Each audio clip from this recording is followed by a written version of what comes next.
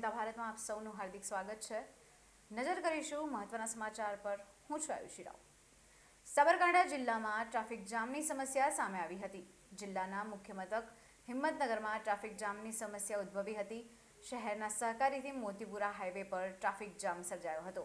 શહેરની polytechnic કોલેજથી wrong સાઈડે આવતા વાહન ચાલકોને લીધે ટ્રાફિક જામ થતાં હોસ્પિટલોમાં આવતા લોકો સર્વિસ રોડ પર આડેધડ પાર્કિંગ કરે છે, તેના લીધે પણ અને બીજી તરફ બ્રિજની કામગીરી શરૂ હોવાને લીધે ટ્રાફિક જામ થયો હતો। વાહન વ્યવહાર અને વન વે હોવા છતાં લોકો દ્વારા નિયમોનો ભંગ કરવામાં આવે છે। સ્થાનિકો દ્વારા TRB જવાનનું માંગ કરવામાં આવી છે।